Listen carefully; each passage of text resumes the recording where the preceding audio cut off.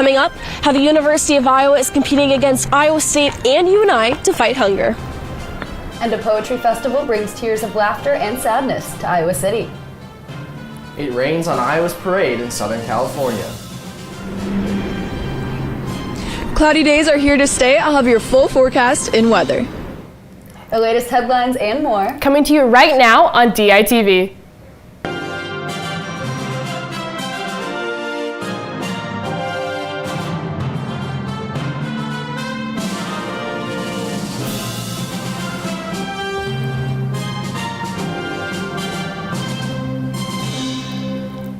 Good morning from Iowa City. It is Monday, November 17th. I'm Julia Rhodes. And I'm Linda Locko. And the third member of our team, Annika Perez, is live outside the Voxman Music Building with today's forecast. Annika, it was a pretty warm weekend ahead. How's this week looking? And thanks, ladies. Unfortunately, it does look like it's going to be pretty cloudy this week, but it might be warm enough to walk to class. Taking a look at the Pentecrest Cam, today the high will reach around the mid-50s, which is just a bit cooler from this warm weekend we had. And tonight things will be cooling down in the lower 40s with light breezes and cloudy skies. And taking a look at tomorrow, it will be slightly colder with cloudy skies continuing and the highs in the 40s. You know, guys, I'm not so sure I'm ready for winter and the drop in temperatures, especially from this cloudy weather we're having. Make sure to treat yourself. I know I'm definitely going to get a hot chai with vanilla after the show, but for now, I'll send it back to you guys at the desk. An Iowa City man is facing charges after allegedly threatening a bus with an explosive device. 37-year-old Todd Brody was riding the Cedar Rapids bus when he requested the driver to get off before making an official stop. He then allegedly squeezed a bottle of fluid onto the bus floor and threatened to light it on fire. Brody is being held in the Linn County Jail with a $5,000 bail bond. Today launches the University of Iowa's annual Rival Against Hunger food drive. It's a friendly contest against Iowa State and UNI to collect food and hygiene items for the UI food pantry. DITV's Isabel Thayer joins us live outside the Levitt Center for University's Advancement to look at how students and staff are coming together to make a difference in the fight against hunger. Isabel? Well, Linda, Julia, like you said, I'm here at the Levitt Center for University Advancement, where the University of Iowa will kick off its annual Rival Against Hunger food drive. This is a friendly competition between Iowa State and UNI to collect items for the food pantry and hygiene items. Students, staff, and alumni are encouraged to drop off full-sized donations at locations across campus, including right here at the Levitt Center and at the IMU Welcome Desk. Every donation earns 1 point for Iowa, and the school with the most undergrad points per student will claim this year's title. It's a fun way to show off some school spirit while also giving back to the community. All contributions will go directly to the food pantry and help Hawkeyes in need, and even a single item can make a difference for someone struggling with food insecurity. For those who can't make it on campus, donations can be made online through the Rival Against Hunger Amazon wish list. Whether you give in person or online, every donation counts. Donations will be taken until December 5th, and by December 10th, a winner will be announced. This competition helps fight against hunger. From the Levitt Center, Isabel Thayer, DITV. And as SNAP benefits have been seeing changes lately, many Iowa City companies are stepping up to support the community. Hy-Vee held free meals for kids, while John's Grocery partnered with a food rescue organization to help raise money. But one local business made a huge donation. The Iowa staple Big Grove Brewery made a $12,000 donation to local food banks across Iowa and Nebraska. The Big Grove for Good Foundation aims to foster positive change across the Midwest. The donation comes in response to SNAP benefits being paused for the first half of November. At its core, Big Grove not only brews beer, but is a restaurant, and so food is a huge part of what we do. So we wanted to make sure that we were supporting our neighbors in need as well. The brewery believes that the power of many businesses stepping up can make a strong impact in the community. And as the holiday season approaches, local organizations say that they hope these acts of kindness continue, reminding the community that giving can go a long way. The University of Iowa Year 3 Plan Update highlights big advancements in research and student performance. Ongoing enrollment is at 96%, and this year's first-year enrollment reached 90.9%. More than $80 million have improved classrooms, increased research in fields like artificial intelligence, healthcare, and expanded academic programs. As they enter year 4, university officials say they are on track to make more progress. Iowa City's Housing Authority has created a new program. The Mainstream Voucher Program assists 19 different households in securing safe and stable housing. It's meant for individuals with disabilities and families pushing for long-term housing stability in the Johnston County area. Property owners in the county can receive up to $1,000 for leasing to an adult household, and households with children can receive up to $2,000. Landlords interested in the program should contact the Iowa City Housing Authority. And Iowa's governor has a new plan for property taxes. That's why we're sending to DITV's James O'Connor in the newsroom, who has the latest updates on how Iowa impacts Iowans. James, can you tell us more about the governor's plans? Well, Julia and Linda, Governor Kim Reynolds has announced that she's making an effort to lower property taxes for Iowans. This is a part of the final Iowa Department of Government Efficiency Task Force report reported early last week. And this decision hasn't come without its fair share of reactions from homeowners and city leaders from around the state. Iowa City homeowners say it's beginning to be a significant burden and that property taxes continue to rise already. Governor Reynolds has acknowledged the complexity of Iowa's tax system, but says if it was an easy fix, it would already be done. The final task report will come out later this winter as parties on both sides try and find a common ground with property tax cuts. And an Iowa Department of Natural Resources study has found that on average, Iowans are wasting 200 pounds of food per year. The study has identified a few different ways that households and businesses can help reduce their food waste and in return help the economy and the environment. Some of these methods include donating or upcycling food before it spoils or repurposing it as feed for animals and livestock.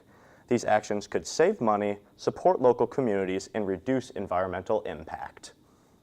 The study says that some of these strategies can be put into place right away, while others may require policy changes at the state or local level. That's a look at what this study could mean for Iowans. For now, I'll send it back to you guys in the studio. It's the kind of crowd that would make anyone blush. A packed house drawn to the power of spoken word. Poets and poetry lovers packed Hancher's Strauss Hall and the James Theater for the 5th annual Mike Check Poetry Fest. It's a chance for audience to watch poetry powerhouses at work, learn from them, and put their own skills to the test. DITV's Kabedi Mutamba this festival has grown into the weekend full of love and connection. A thunderous round of applause. Poets at this weekend's Mike Check Poetry Fest soaked in all the love from the audience as they grunted, stomped, and snapped. It's an appreciation for poetry that organizers say they had to bring out. I would say our first year, spoken word was something that we were introducing to the audiences. But now, people are coming because they know it and they're excited to see it again. And that arc has been really exciting. 5 years into Mike Check, Iowa City's love for slam poetry isn't going unnoticed. Headliners Sarah Kay and Phil Kay say the excitement from the crowd made performing even better. You can tell that there is a real interest and excitement for the art form, which, you know, that has nothing to do with us. That has to do with what's being built here, and that's not the case everywhere, so it's special to get to witness it. And the audiences witnessed this weekend were full-body performances with faces twisting and arms stretching as poets shared their work. This can be a journey from watching poets to becoming a poet. Attendees were given the opportunity to perform after going to writing workshops on Saturday. The festival serves as an outlet for poets of all levels and ages. It's where poet Elie Medea Cap started performing 3 years ago. It's kind of crazy to realize what I've accomplished in a field that I never thought I would ever do. And apparently anyone can do it. It's that support from the audience that you can see uplifting poets and putting a smile on their face as they prepare to bear it all. In Iowa City, Kabedi Mutamba, DITV. And as the holiday season approaches, many people in town are starting to put up Christmas decorations and lights. The Iowa City is reminding residents that while decorating for the holidays, old burnt-out light strands can be recycled at the following locations: the Eastside Recycling Center, Iowa City Landfill and Recycling Center, and Iowa City Hall. These locations will accept disregarded lights from November 21st all the way through January 11th. A new store in Coralville is now open. Sierra, located in the Corridor Way along Coralville Ridge Avenue, is an outdoor active clothing store. Sierra sells activewear products for men, women, children, and pets. The grand opening has already brought in hundreds of shoppers. The assistant vice president and marketing director of Sierra says that their goal is to, quote, help more people embrace active learning by offering great value and gear from apparel from brands they love. And Johnson County will be seeing another Hyper Energy Bar location. The newest energy drink spot is headed for North Liberty near the UIHC campus. The Central Iowa-based franchise already has 9 Iowa locations, including one right here in Iowa City. The new Hyper Energy Bar is set to open in December. Seasonal changes mean introducing new styles and trends. Students here on campus find different ways to express themselves through fashion. DITV's Camila Muniz shows us how students are using style to tell their unique stories. Regardless of what season we're in, the University of Iowa Hawkeyes are always in style. From thrifted sweaters to statement jackets and handmade jewelry, on this campus, fashion isn't just getting dressed, but how students tell the world who they are. Being able to express myself in ways that I feel comfortable and that people compliment me just is really empowering. And she's not alone. For many Hawkeyes, fashion is more than just an outfit. It's an approach to reclaim confidence, rewrite old narratives, and embrace the person they've always wanted to be. Shopping in general, I've definitely seen them thrifting more. Although trends on campus may vary depending on the weather, their underlying significance never changes. Every look is a symbol of individuality, independence, and the determination to be yourself, no matter who is watching. I do think that sustainable fashion is becoming more of a trend here. It's cheaper, better for the environment, and it's really cute and unique. Whether it is sustainability, confidence, or simply creativity, students here at Iowa say that fashion is the one thing that is always in style. From the University of Iowa campus, Camila Muniz, DITV. Coming up later, Iowa football's rainy trip out west, soccer begins their NCAA tournament run, and our top 5 plays of the weekend. All that and more after the break. Stories occur every day, and here at DITV, we've got you covered with up-to-date news and politics. We are anxiously waiting for those votes for not only the national election, but here in District 1. Community members protest and stand for science. Keeping highlights and scores with Hawkeye Sports. Advancing to the quarterfinals, Iowa looks to boost their overall placement and their way into the semis. It's Iowa's second road win of the season, first since September 21st. And of course, all the latest in entertainment. Sit back, relax, and here's the word on the street. I'm here at the Alan McVeigh Theater, where a unique performance. Here at DITV, we've got a crew bringing you all the stories from across the nation and right here in your backyard. From the Iowa State Fair. In Nashville, Tennessee. From downtown Iowa City. From Carver Hawkeye Arena. And bringing all the coverage straight to you live on Monday, Wednesday, and Friday mornings. Around the University of Iowa and Iowa City community, we have the stories that matter to you here at DITV. Welcome back, and thanks for tuning in to DITV this morning. Now I have to say, Linda, I've been actually really enjoying the weather this past weekend. Well, I have to disagree to you. I did love Friday's weather, but let's take it back outside with Annika, who has the forecast for the week ahead. Thanks, guys. And unfortunately, it does look like it's going to be a little cloudy for the rest of the week, and it might even get a little colder. But let's take a look at that Pentacrest cam. Wednesday, it starts out in the 50s with cloudy skies. Thursday looks like the warmest day of the week with a high in the mid-50s. However, Thursday and Friday seem like we're going to get some rain, so make sure to prepare for that. And Saturday and Sunday, we might get a break from the clouds, but Saturday does look like the coldest day of the week with a high in the 40s. And you know, I'm not the biggest fan of the sun hiding this week, but I am excited for some rain later. I love a good, movie night with some hot cocoa, but for now, I'll send it back to you guys at the desk. Thanks, Annika. I know I definitely enjoy the rain too. How do you guys feel about it? Not really. I don't like the weather. I don't like the wet. But when Annika said watching it, I instantly thought of watching a good show. Ryan, is there any sports coming up this week? Yeah, guys, me personally, I'm not the biggest fan of weather, and I know DITV's Elise Gann wasn't either, and we headed out west for football in USC. It was a break from the warm and sunny we've been used to. The USC Trojans ranked 17th in their second rainy battle of the year. DITV's Elise Gann was in the Coliseum to witness the ranked matchup. It is the exact opposite of warm and sunny in LA, where the number 21 Iowa Hawkeyes headed out to take on the number 17 USC Trojans in search of their first win against a ranked opponent.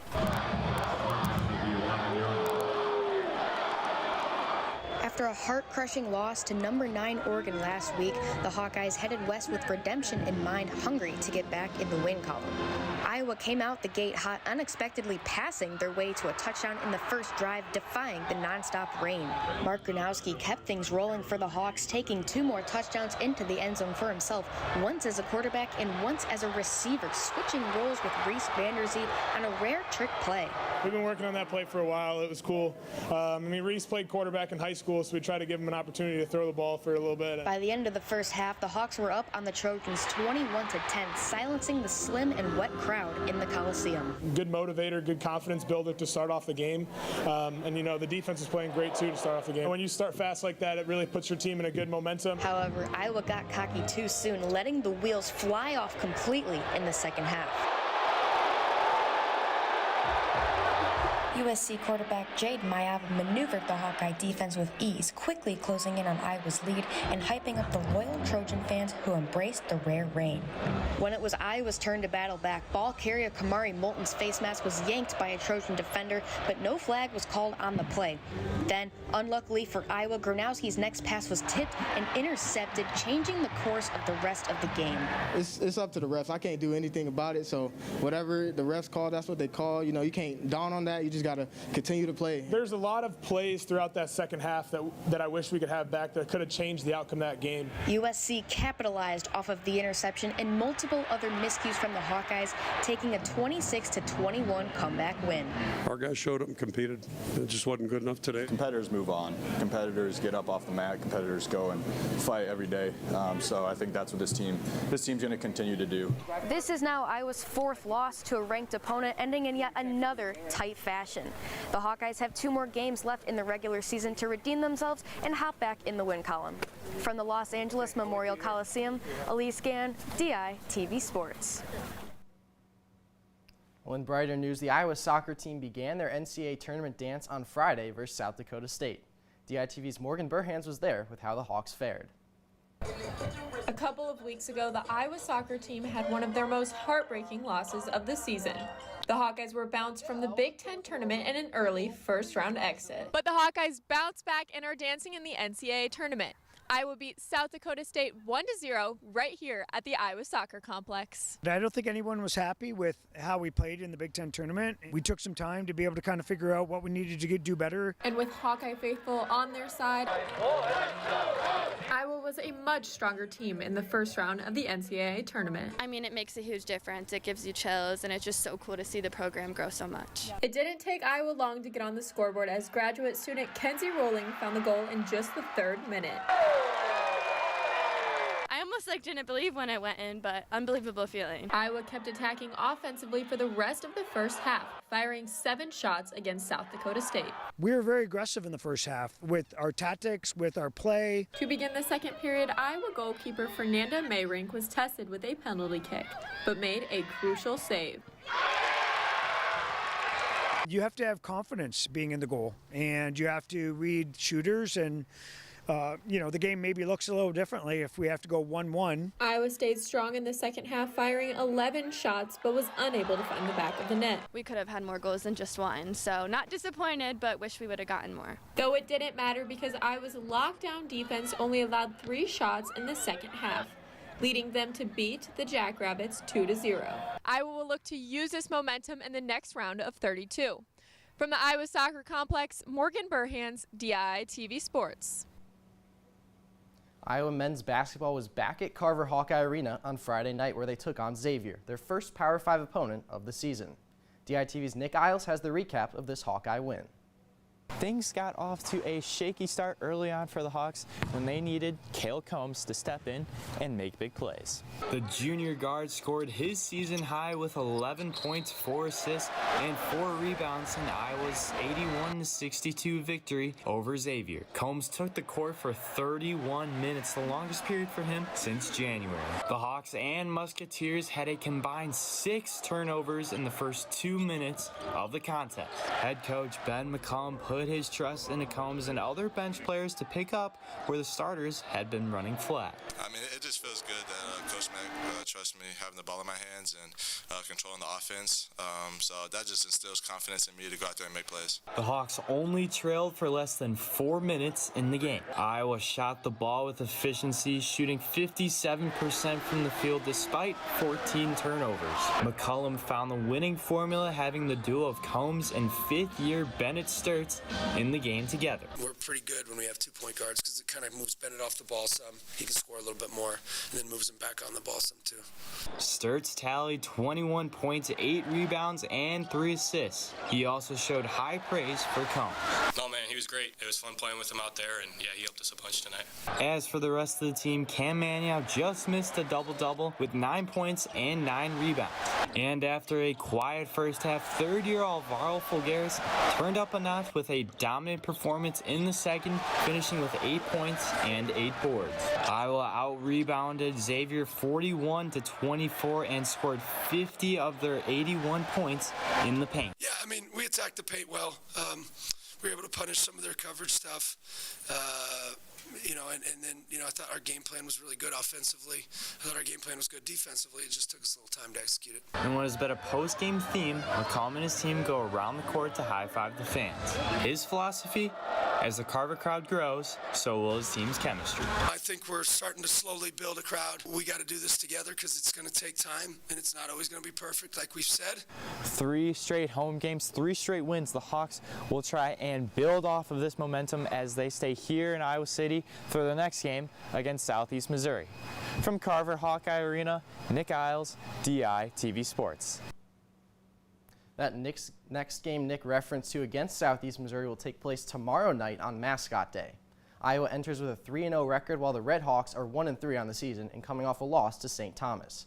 This is just the second contest between the two programs, with Iowa winning the first meeting back in 2022. And switching over to the women's side, the Hawks had their first road test of the season against their in-state foe, the UNI Panthers. The 21st ranked Hawks were led by a full team effort, dismantling Northern Iowa 74-41. Chit Chat Wright had a season-high 19 points, while freshman center Layla Hayes added 14 points and 7 boards of her own. This week, the Hawks will leave the state of Iowa for the first time this season, heading down to Orlando, Florida on Thursday for the WBCA Showcase, where they'll take on number 7 Baylor and Miami. Iowa men's wrestling competed in a brand new tournament this weekend with a $1 million purse on the line. DITV's Karch Smith went on a road trip to capture the insane 2 days for the Hawks. The third-ranked Iowa wrestling team traveled down to Tulsa, Oklahoma last weekend, where Iowa cruised through the first 2 rounds against Missouri and Illinois, where they racked up not 1 but 2 falls and 2 major decisions. And it doesn't matter if it's only the second weekend of college wrestling or not. It doesn't matter. So we did our job today, and that's where we're going. We're going forward. Day 1 of the National Duels Invitational, sponsored by Paycom, has wrapped up for the Hawkeyes, and it was quite a successful one as they won 16 of their 20 bouts and outscored their opponents by a combined score of 58-16. They put themselves in prime position to make a run for the championship in Day 2, starting off with Oklahoma State at 10 a.m. In Day 2, the Hawks were rolling, securing 2 upsets over top 5 wrestlers for Oklahoma State, winning the duel 18-16 to move on to the finals. How about that? Everyone just wants the finals weren't kind to Iowa, as Ohio State won the first 5 matches, 3 being by bonus points, and the Brands were not happy.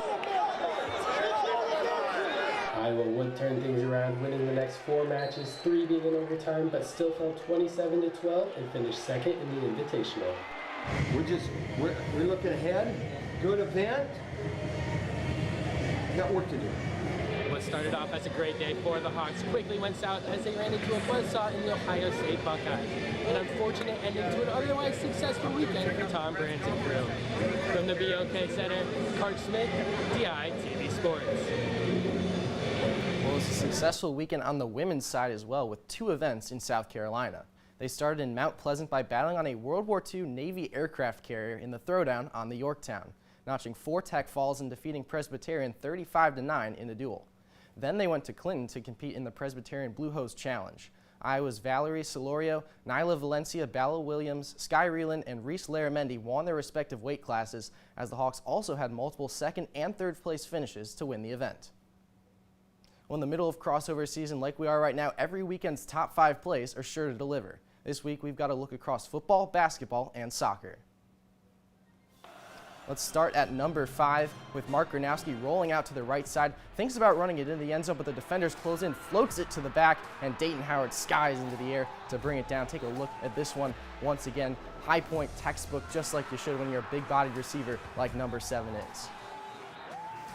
Now moving over to number 4 with some soccer. Major cross towards the back post. Kenzie rolling, slots it across the face of goal. Just a few minutes into the game, it proves to be the only goal scored and the winner that puts the Hawks into the round of 32, and they will celebrate that one all day long.